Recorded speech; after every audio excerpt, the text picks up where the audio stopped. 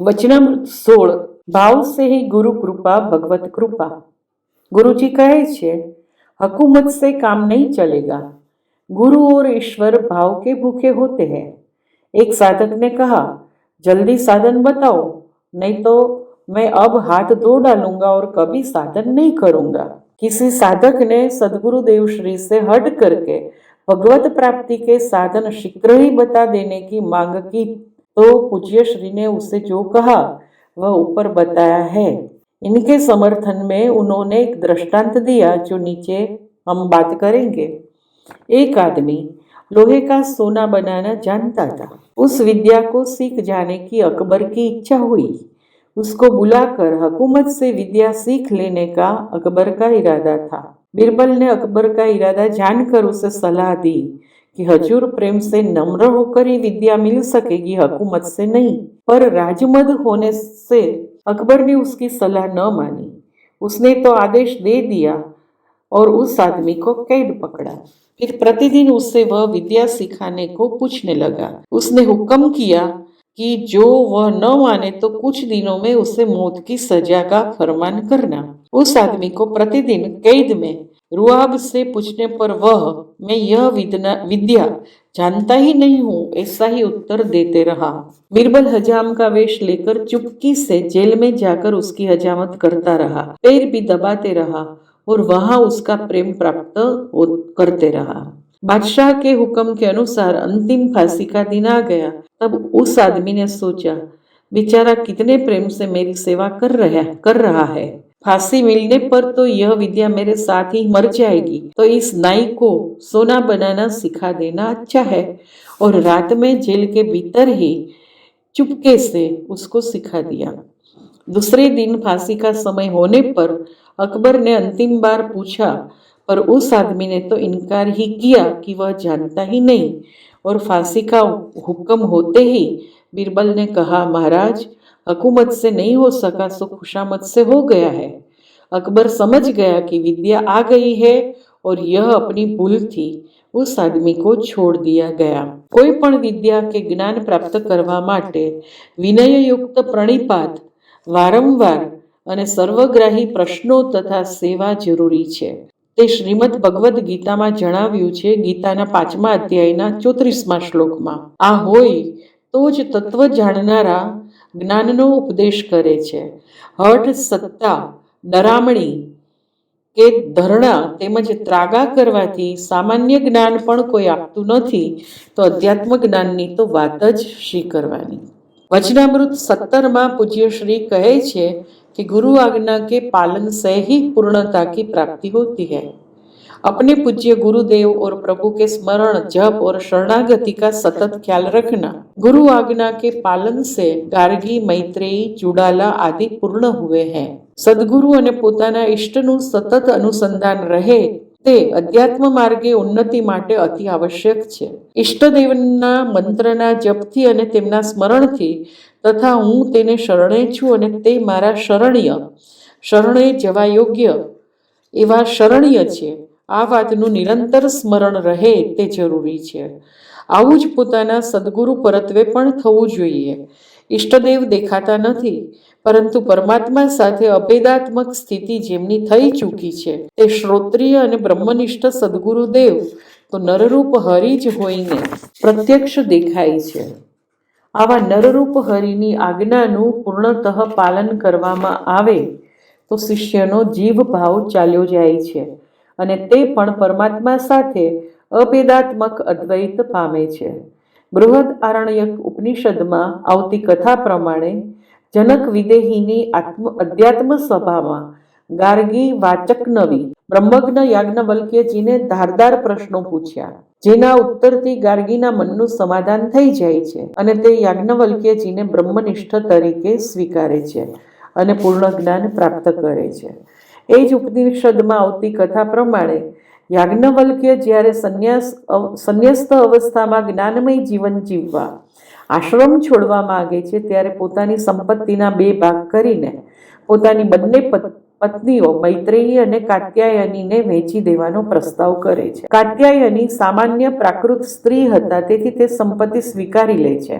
પરંતુ યાજ્ઞવલ્ક્યના બીજા પત્ની મૈત્રેયી અધ્યાત્મ તરફ ઢળેલા અને તત્વવાંછુ હતા. તેથી તેમણે પૂછ્યું કે શું હું આ સંપત્તિથી અમૃતા એટલે કે અમરાવસ્થાની અનુભૂતિ કરનારી બની શકીશ? ત્યારે યાજ્ઞવલ્ક્યે જવાબ આપ્યો કે સંપત્તિથી તમે અમૃતા નહીં બની શકો. આ સાંભળીને મૈત્રેયીએ જેનાથી તે અમૃતા ન બની શકે તે સંપત્તિનું શું કરવું કહીને જે સંપત્તિથી અથવા તો જે જ્ઞાનથી અમૃતા બની શકાય તે જ્ઞાનની માગણી કરી.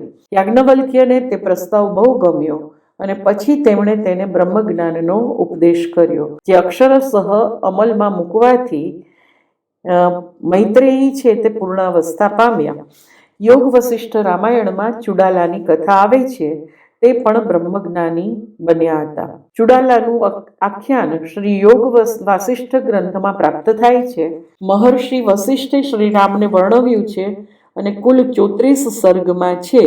76 થી શરૂ કરીને 110 સર્ગ સુધી ચુડાલાની કથા આવે છે. ચુડાલા સૌરાષ્ટ્ર પ્રદેશના રાજકુંવરી હતા, જેનું લગ્ન વિંધ્યાચલના સમીપવર્તી માલવ દેશના રાજા શિખીધ્વજ સાથે થયું હતું. શિખીધ્વજ ધીર, ઉદાર અને વીર રાજા હતા. તે સુંદર, શાંત, ભાગ્યવાન, પ્રતાપી, કોમળ ચિત્તવાળા, મધુર અને પ્રેમાળ રાજા હતા. ચુડાલા પણ તેને અનુરૂપ સુંદર, ગુણવાન અને પ્રેમાળ હતી. તે રાજાના સહવાસથી બધા શાસ્ત્રોના તાત્પર્યથી નિપુણ અને જ્ઞાન સંપન્ન બની રહી હતી. સમય જતાં બંનેને શરીરની ક્ષણભંગુરતાનો ખ્યાલ આવતા વૈરાગ્ય ઉત્પન્ન થયો અને અધ્યાત્મ જ્ઞાનમાં નિષ્ઠા જાગી. ચુડાલા અધ્યાત્મ ચિંતનમાં આગળ નીકળી ગઈ અને પ્રાપ્ત જ્ઞાનના દ્રઢ મનનથી યથાર્થ જ્ઞાન દ્વારા પરમાત્માના વાસ્તવિક સ્વરૂપને તત્વથી જાણીને રાગ, ભય, મોહ આદિ અજ્ઞાનજન્ય વિકારો શાંત થઈ જતા પરમ વિશ્રામ પામી. તે સંસારના સંબંધો, સુખ દુઃખ વગેરે દ્વંદ્વો, રાગ અને ઈચ્છાઓથી રહિત થઈ ગઈ હતી. તે ન કોઈ પદાર્થનું ગ્રહણ કરતી હતી કે ન તો કોઈનો ત્યાગ કરતી હતી. કેવળ સહજ પ્રાપ્ત વસ્તુઓ પરત્વે જ તે ન્યાયથી ઉચિત હોય તેવો વ્યવહાર કરતી હતી. આમ તે સંસાર સમુદ્રને પાર કરી ગઈ અને પરમાત્માના મહાન લાભથી પરિપૂર્ણ બની ગઈ. પરમાત્મ પ્રાપ્તિથી તેનામાં અપૂર્વ શોભા પ્રગટી. શિખીધ્વજ તેને સમજી ન શક્યા.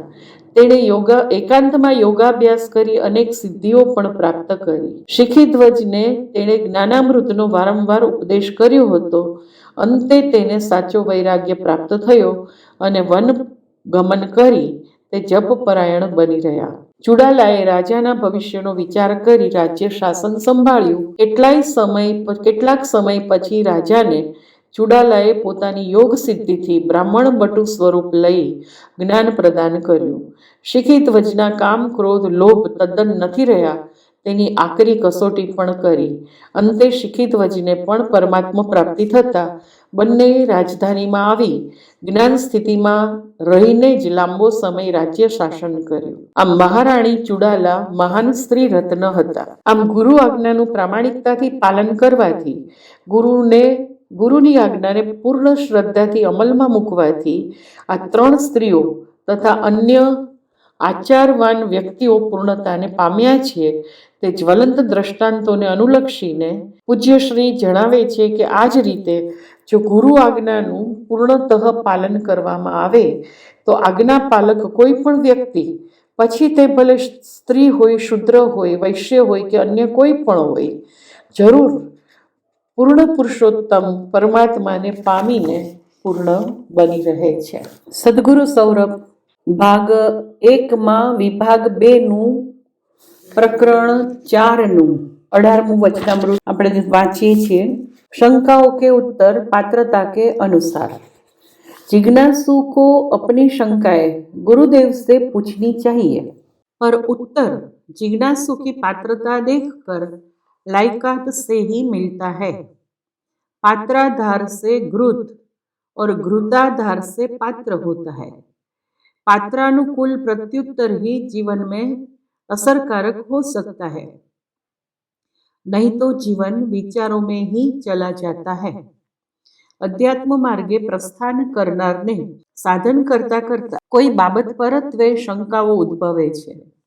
જિજ્ઞાસુને જ્યારે પણ આવી શંકાઓ થાય ત્યારે તેમનું સમાધાન અહીં તહીં ન શોધતા પોતાને મંત્ર આપનાર સદગુરુને જ તે શંકાઓ રજૂ કરવી જોઈએ, કારણ કે સદગુરુ શિષ્યનું હૃદય બંધારણ બરાબર જાણતા હોય છે. શિષ્યનું અંતરંગ કાઠું ભક્તિનું છે કે જ્ઞાનનું છે કે યોગની ક્ષમતાવાળું છે, તે સમર્થ સદગુરુદેવ અંતર્યામી હોઈને જાણતા હોય છે. અહીં કોઈ અસમર્થ ગુરુની વાત નથી. જે તે માર્ગમાં શિષ્યનું કેટલું ગજું છે, તેમાં તેનો કેટલો વિકાસ થયો છે, તે બરાબર લક્ષમાં રાખીને ગુરુદેવ તેની શંકાઓના ઉત્તર આપે છે. તાત્પર્ય એ છે કે શિષ્યની પાત્રતા તેમજ લાયકાત પ્રમાણે ગુરુદેવ ઉત્તર આપે છે. આથી એવું બને કે એક જ પ્રકારની શંકા હોય, શિષ્યોની પાત્રતા જુદી જુદી હોય તો પ્રત્યુત્તર પણ યોગ્યતા પ્રમાણે જુદા જુદા મળે છે. સાચા સદગુરુ શિષ્યની આંતરિક કક્ષા અનુસાર જ ઉત્તર આપે છે. પાત્રાનુકૂળ સમાધાન હોય એટલે કે પાત્રને અનુકૂળ હોય તેવું સમાધાન, તો જ જે તે શિષ્યની અધ્યાત્મ યાત્રાનો વિકાસ થાય અને તેને જ્યાં અવરોધ હોય તે દૂર થાય અને તેની પ્રગતિ થાય. જો જિજ્ઞાસુના અંતરનો ખ્યાલ કર્યા વગર જ ઉત્તર મળે, શિષ્યનું માનસ ચગડોળે ચડે અને તેનું સાધક જીવન બરબાદ થાય. પૂજ્ય ગુરુદેવે અહીં પાત્ર અને ઘીનું દ્રષ્ટાંત આપ્યું છે. ઘી ધારણ કરે તેવું પાત્ર હોય તો જ તેમાં ઘી ન ખાય. યોગ્ય પાત્ર ન હોય તો ઘી જતે દિવસે બગડી પણ જાય. ઘીની વારંવાર જરૂર પડતી હોવાથી સાંકડા મુખનું પાત્ર ન ચાલે. તે જ રીતે તેને માટીના પાત્રમાં ભરવામાં આવે તો માટીમાં તે પ્રસરી જાય. ઘી જેવું અને જેટલું હોય તે પ્રમાણનું પાત્ર જોઈએ. આમ ઘી અને પાત્ર પરસ્પર અનુરૂપ હોય તો જ યોગ્ય બની રહે. તે જ પ્રમાણે ઉત્તર માટે યોગ્ય પાત્ર જોઈએ. ભક્તિ માર્ગીને જ્ઞાનનો ઉપદેશ કામ ન આવે અને જ્ઞાનનું કાઠું જેનું છે એટલે કે હૃદયનું સ્તર જ્ઞાન માટે તૈયાર છે, તેવા ભક્તને કે તેવા સાધકને ભક્તિ કે યોગને લગતો ઉપદેશ કામ ન આવે. આમ પાત્ર અને ઉત્તર પરસ્પર સાપેક્ષ છે. પોતાના ગુરુદેવનું શરીર વિદ્યમાન ન હોય કે ગુરુદેવ અતિ દૂર કે લાંબા સમય માટે પ્રાપ્ય ન હોય તો અનુભવી સંતો પાસેથી જિજ્ઞાસુએ સમાધાન મેળવવું જરૂરી છે. આવા સંતોએ પણ પાત્રતાને અનુરૂપ પ્રત્યુત્તર દેવા જોઈએ. વચનામૃત 19. मेरे परिचित और अपरिचित कौन? मैं जो जिससे कहता हूँ वह करो, करता हूँ ऐसा मत करो, जिसे जो आज्ञा मिले सो करना, जो मेरी आज्ञा माने सो मेरा परिचित, बाकी सब अपरिचित. તૈત્તરીય ઉપનિષદમાં ગુરુ વિદ્યા ભણી આવેલા અંતેવાસીને જે અંતિમ અનુશાસન આપે છે તેમાં જણાવે છે કે અમારા જે કંઈ સારા કાર્યો એટલે સુચરિતાની હોય તે જ તારે આચરવા, બીજા નહીં. નિષ્કર્ષ એ છે કે ગુરુની કેટલીક ચેષ્ટાઓ શા હેતુ માટે ગુરુએ કરી છે તે શિષ્યને સમજમાં ન આવ્યું હોય, તેનું શુભ ઉદ્દેશ્ય ન સમજાયું હોય, તેથી શિષ્યને તે બરાબર ન લાગે. ગુરુ કહે છે કે આવી ક્રિયાઓ તારે જીવનમાં ન જ આચરવી, પણ જે શુભ ઉદ્દેશવાળી જણાય તેનું અનુસરણ કરવું. અહીં પૂજ્યશ્રી જણાવે છે કે હું કરું તેમ ન કરજો, પણ કહું તેમ કરજો. સદગુરુ શિષ્યનું અંતરંગ સમજીને તેના હિતની જ આજ્ઞા કરે છે, જેનું પાલન કરવાથી તેનું કલ્યાણ થાય. પરંતુ તેમના શુભ હેતુને સમજે નહીં અને તેથી ગુરુજીએ કોઈને આકરા થઈને કહ્યું હોય તો શિષ્યે તેનું અનુકરણ કરી બીજા સાથે આકરા ન થવાય. આથી જ પૂજ્યશ્રી કહે છે કે મારા કહેવા પ્રમાણે કરે તે મારો પરિચિત છે, બીજા સર્વે અપરિચિત જ છે. વાસ્તવમાં પરિચિત તે જ કહેવાય કે જે પૂજ્યશ્રીના અંદરના ભાવને સમજે. કોઈ અજાણી વ્યક્તિ શું સમજે? માટે પૂજ્યશ્રીને આજ્ઞા પાળે તે જ તેની અંતરંગ નિકટની નિજી વ્યક્તિ કહેવાય. બીજા ભાઈ બહેનો ગમે તેટલા સાથે રહે પણ અંતરનો ભાવ ન સમજે તો તેઓ નિકટના કેમ કહેવાય? वचनामृत 20 संत का सच्चा स्वागत। संत का उपदेश जीवन में उतारना यही संत का स्वागत है। जीवन की सब बुराइयों को उतार कर संत के श्री चरण में रख देना ही संत का सच्चा स्वागत है। संत का स्वागत वाक चातुर्य पूर्ण शब्दों से नहीं होता किंतु त्याग से होता है। अस्तु। कोई साचा संत पधारे त्यारे सामान्य रीते लोको पधारिए पधारिए, हमारा अहोभाग्य है कि आप हमारे यहाँ आए इत्यादि विनम्र वाणीथी हार तोरा अने दंडवत प्रणाम के नमस्कारथी तेमनुं स्वागत करे छे। परंतु संतनुं खरुं स्वरूप तेनुं अंतरंग छे। आपणा हितनी वाणी ते कहे छे। आथी आ वाणीने आपणे अंतरमां उतारीए अने जीवनमां ते मुजब अमल करीए तो ज संतनुं साचुं अंतरंग स्वरूप आपણા હૃદયમાં અને જીવનમાં સારી રીતે આવીને વસ્યું છે એટલે કે સુવત્તા આગતમ કહેવાય। તેમના ઉપદેશને અંતરમાં ઝીલીએ જ નહીં તો સંત અંતરમાં આવ્યા કેમ કહેવાય? એ તો બહારના સ્થાને જ રહી ગયા કહેવાય। પૂજ્યશ્રી કહે છે કે બીજી વસ્તુઓ નહીં પણ આપણા તમામ દુર્ગુણો, મલિનતાઓ અને મર્યાદાઓ તેમના શ્રી ચરણોમાં અંતરથી સમર્પિત કરી દેવી। એટલે કે આ મર્યાદાઓ ક્યારેય ન આચરવી તો જ સંતની હૃદયમાં પધરામણી કરી કહેવાય, સારું આગમન કહેવાય। પૂજ્યશ્રી આપણને તેમના હિતની વાણીનો અમલ કરવા અને અશુદ્ધિનો ત્યાગ કરી સારા બનવા અનુરોધ કરે છે।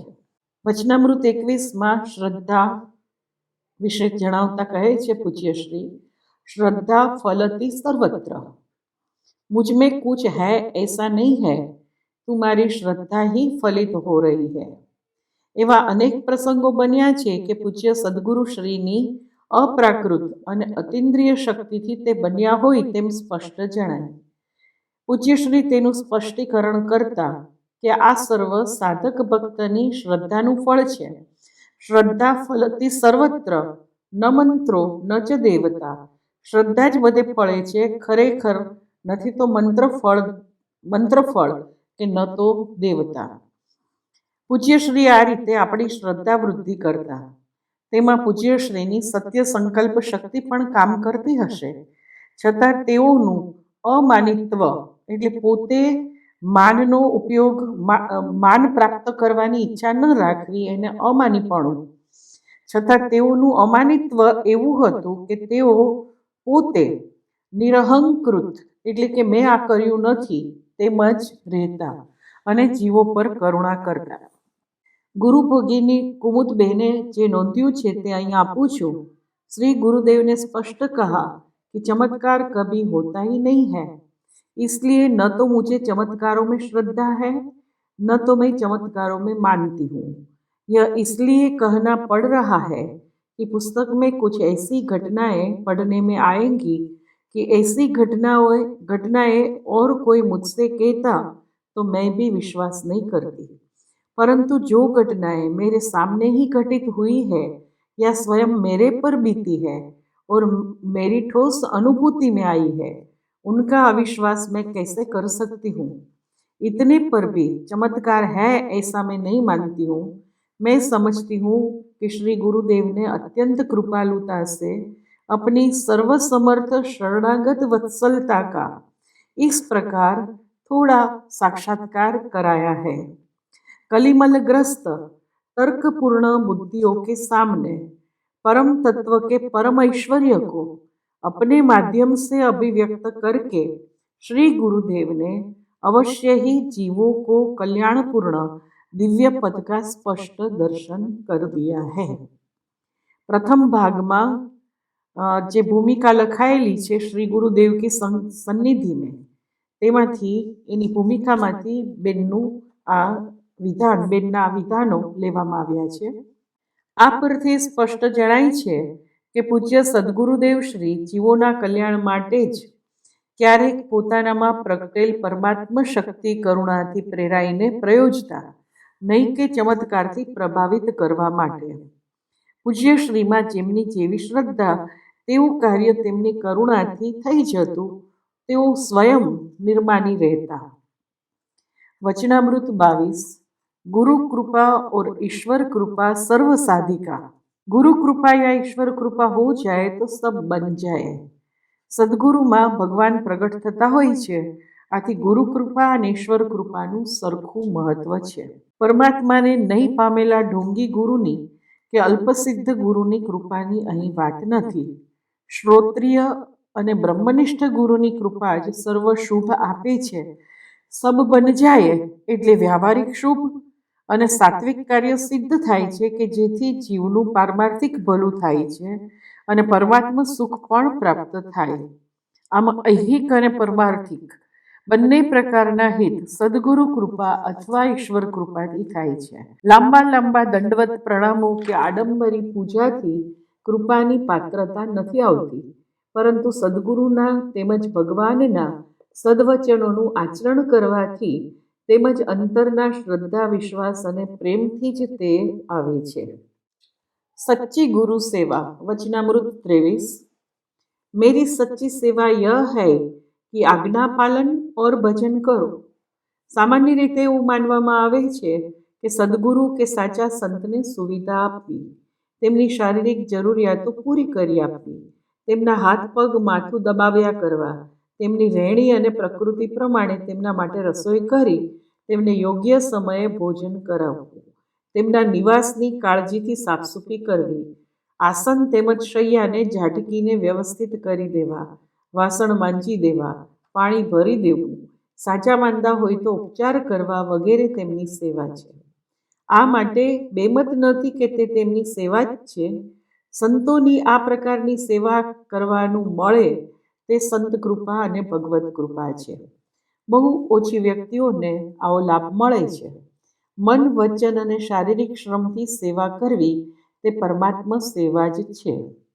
પરંતુ આવી સેવાથી એકાધિકારની કે આ કરવાનો મારો જ અધિકાર છે તેવી ભાવના થવા માંડે છે. બીજા કોઈ સેવા કરે તો સહભાગિત્વની ભાવનાના સ્થાને થોડી અસહિષ્ણુતા, ઈર્ષા અને અપ્રસન્નતા થઈ આવવાની પણ સંભાવના છે. કંભાગી જીવ હોય તો હંમેશા સદભાવ ન પણ રહે. ક્યારેક કંટાળો થઈ આવે અને સંત ગુરુની મર્યાદાઓ પણ શોધવા પ્રેરાય. ત્રીજી વાત એ પણ બને કે સંત સેવા કર્યાનો અહંભાવ પણ જાણીએ અજાણીએ થઈ આવે.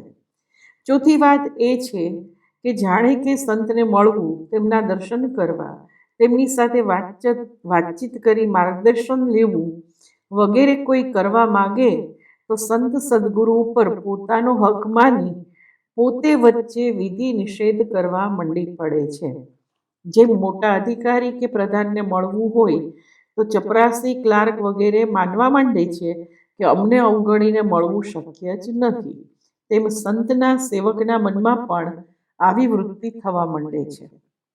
એક બીજી મર્યાદા મેં એ પણ જોઈ છે કે બહુ સાથે રહેવાથી તેમજ પરિચયથી સંત સદગુરુ પ્રત્યે ક્યારેય ન છૂટવી જોઈએ તેવી અમાન્ય ઢીલી પડી જાય છે, એટલે મર્યાદા રહેતી નથી. સેવક હોવા છતાં તે સંત કે સદગુરુની સાથે મજાક પણ કરી બેસે છે. આનો અર્થ એ થયો કે સંત કે સદગુરુને તત્વતઃ સમજ્યા જ નથી. અર્જુને શ્રી કૃષ્ણનું વિશ્વરૂપ જોયા પછી કબૂલ્યું જ હતું કે મારાથી મજાકમાં કે પ્રમાદમાં તમારી અવગણના થઈ ગઈ છે ઇત્યાદિ. ટૂંકમાં સેવા ધર્મ પરમ ગહન છે અને યોગીઓને પણ અગમ્ય છે.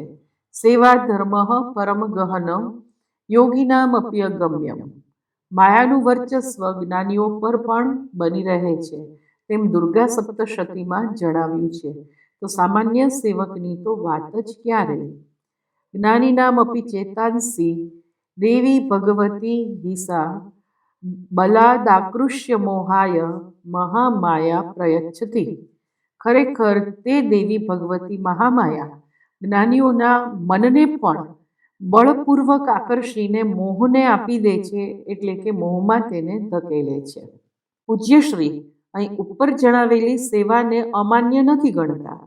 તે પણ સેવા જ છે, પરંતુ વધારે ઊંચા પ્રકારની સેવા કઈ કહેવાય તે સ્પષ્ટ કરે છે. તેઓ જણાવે છે કે હું જે કંઈ આદેશ આપું તેનું બરાબર પાલન કરી ભગવત ભજન કરવામાં આવે તે જ મારી સાચી સેવા છે. પૂજ્ય શ્રી આપણું હિત શેમાં છે તે યોગ્ય રીતે જ જાણતા હોય છે, તેથી તેને અનુલક્ષીને જુદી જુદી આજ્ઞા કરતા હોય છે. સામાન્યતઃ નીતિ અને સદાચારમાં રહેવાની, મદ્યમાંસ ન ખાવાની, પરસ્ત્રી પ્રત્યે માતા જેવો પવિત્ર ભાવ રાખવાની, સત્ય, શાંતિ, ઉદારતા વગેરે દૈવી ગુણો વિકસાવવાની, પરદોષ દર્શન અને પરનિંદા ન કરવાની, કોઈને ઉદ્વેગ થાય તેવું ન બોલવાની, સહિષ્ણુતા રાખવાની, શક્ય એટલું બીજાનું હિત કરવાની, કોઈને જરા પણ કષ્ટ ન આપવાની વગેરે આજ્ઞાઓ કરતા હોય છે, જેના પાલનથી આપણી ઉન્નતિ થાય અને આપણા પર પરમાત્મા પ્રસન્ન થાય. વળી સંત કે ગુરુદેવ આપણું ઉત્તમ કલ્યાણ કરવા માગતા હોય છે, એટલે બને તેટલો વધારે સમય આપણે પૂરું મન પરમાત્મામાં રાખી તેનું નામ સ્મરણ, ધ્યાન, કીર્તન વગેરે કરીએ તેવું ઈચ્છતા હોય છે. ટૂંકમાં આપણે સદાચારી રહીએ અને પ્રભુ ભજન કરીએ તેવી તેમની ભાવના હોય છે. તે બંને કરીએ એ જ એમને પ્રસન્ન કરનારી વાત છે. માટે જ આ બેનું આચરણ કરવું તેને સાચી સેવા કહે છે. શારીરિક આદિ સેવા કરવાનું તો તેઓ પ્રત્યક્ષ હાજર હોય તો જ કરી શકાય. જ્યારે આજ્ઞા પાલન અને હરિભજન તો તેમની અનુપસ્થિતિમાં તેમજ શ્રી સંત સદગુરુદેવનું શરીર શાંત થઈ ગયા પછી પણ સર્વત્ર અને સર્વ સમયે કરી શકાય છે, તે તેની વિશેષતા છે. પ્રાયઃ બધા જ સાચા સંતો આજ્ઞા પાલન અને ભગવદ ભજનને જ પોતાની સાચી સેવા કહે છે. અહીં પરમ પૂજ્ય બ્રહ્મચૈતન્યજી ગોંદવલેકરજીએ જે કહ્યું છે તે ખાસ નોંધવા યોગ્ય છે. અભિમાન જ આપણી અને ભગવાનની વચમાં બાધક રહે છે. આ અભિમાનને નષ્ટ કરવા માટે ગુરુની આજ્ઞામાં રહેવું, તેમના શરણમાં જવું અને તેમણે બતાવેલા સાધનને નિરહંકાર વૃત્તિથી કરવા જોઈએ. અભિમાન ઘણું સૂક્ષ્મ હોય છે. હું ગુરુની આજ્ઞામાં રહું છું, તેમણે જે સાધનો બતાવ્યા છે તેમને જ હું આચરણમાં લાવું છું, હવે મારું અભિમાન નષ્ટ થઈ ગયું છે. આ સર્વ પણ અભિમાનની જ ઉક્તિઓ છે. એટલે અભિમાની વ્યક્તિ એટલે સૂક્ષ્મ અભિમાન છે અને એના પ્રત્યે મોટે ભાગે જાગૃતિ આવતી નથી. સાત્વિક અભિમાન પણ એ અભિમાન જ છે. ગોંદવલેકરજીના પ્રવચનમાંથી આ વાત લેવામાં આવી છે. આમ આજ્ઞા પાલન તેમજ અભિમાન ચાલ્યા ગયાનું પણ અભિમાન ન આવી જાય તેની આપણે સતત સાવધાની રાખવી જ જોઈએ. પ્રકરણનો સાર આપણે હવે જોઈએ. અહીંયા ચોથું પ્રકરણ સંપૂર્ણ થાય છે. એના સારમાં જણાવ્યું છે, પ્રસ્તુત પ્રકરણમાં સદગુરુ એટલે કે સાચા ગુરુ કોને કહેવાય તેની સ્પષ્ટતા કરી છે. જે ગુરુ શિષ્યને સંબોધ કરી તેની પાસે એવું આચરણ કરાવે કે જેથી તેના સંસાર તાપો નાશ પામે અને તેના મનુષ્ય જન્મનું ઉદ્દેશ્ય પાર પડે, એટલે કે તે મુક્તિ કે પરમાત્માને પ્રાપ્ત કરી લે, તે સદગુરુ છે. ગુરુ શબ્દ શિષ્ય શબ્દની અને શિષ્ય શબ્દ ગુરુ શબ્દની અપેક્ષા રાખે છે, એટલે કે બંને સાપેક્ષ છે. આથી ગુરુએ કરાવેલી પ્રતિજ્ઞાઓ, આપેલી આજ્ઞાઓ અને બતાવેલ સાધનને જે શિષ્ય બરાબર અમલમાં મૂકે છે, આચારમાં મૂકે છે, તે સતશિષ્ય એટલે કે સાચો શિષ્ય છે. ગુરુ ગમે તેવા શ્રોત્રિય, બ્રહ્મનિષ્ઠ અને સમર્થ હોય, પણ જે શિષ્ય ગુરુ વાક્યને અનુસરે નહીં તે શિષ્ય શાનો? આવા શિષ્યના સંસાર તાપો સમર્થ સદગુરુદેવ પણ હરી લે તે ન્યાયયુક્ત અને ધર્મ્ય ન કહી શકાય. માટે જ તો પૂજ્ય શ્રી આજ્ઞા પાલનને જ સાચી ગુરુ સેવા કહે છે. સદગુરુના વચનોનું પ્રામાણિકતાથી અનુસરણ કરે અને તેમનામાં અનન્ય નિષ્ઠા ધરાવે તે શિષ્ય જ તેમની કૃપા માટે પાત્ર બને છે. સદગુરુની કૃપાથી પરમાત્મા પ્રાપ્તિ પણ થઈ શકે છે. તો અન્ય કોઈ પણ વસ્તુ કે સિદ્ધિની તો વાત જ શી? પરમાત્મા, સદગુરુ અને સાચા સંત એકરૂપ છે. આથી સદગુરુ કૃપા કે સંત કૃપા પણ પરમાત્મા કૃપા જેટલું જ મહત્વ અને સામર્થ્ય ધરાવે છે. સાચા સંત કે સાચા ગુરુ શિષ્યનું અંતરંગ બરાબર પકડી લે છે. આથી તેમની આજ્ઞા મનસ્વી નથી હોતી. તેના અનુસરણથી શિષ્યનું સાચું હિત થાય છે. ગુરુ કે સાચા સંતની આજ્ઞાથી જ એટલે કે આજ્ઞા પાલનથી જ શિષ્યને પૂર્ણતાની પ્રાપ્તિ થઈ જાય છે. સાચા ગુરુની કૃપા સાંસારિક દુઃખો નિવારવાની કે સાંસારિક સુખો જ પ્રાપ્ત કરવાની ઈચ્છા રાખે તેઓ સુધામ પરિત્યજ્ય વિષમ પિબંતી અમૃતનો ત્યાગ કરીને ઝેર પીવે છે તેમ કહેવું જોઈએ. પૂર્ણ પરમાત્મા જેમનાથી મળે તેમની પાસે અપૂર્ણ સંતોષ આપતી વસ્તુઓની અપેક્ષા રાખવી તે શાલિગ્રામથી ચટણી વાટવા બરાબર છે. સાચા શિષ્યો સદગુરુના ગળે પડું ન હોય તેઓ ગુરુ નિર્દિષ્ટ સાધન આચરવા પ્રબળ પુરુષાર્થ અને પ્રામાણિક પ્રયત્નો કરે છે. સદગુરુ અંતર્યામી અને સર્વજ્ઞ હોવાથી શિષ્યનું આધ્યાત્મિક યોગક્ષેમ સંભાળતા જ હોય છે. સદગુરુદેવાય નમઃ. જય ભગવાન.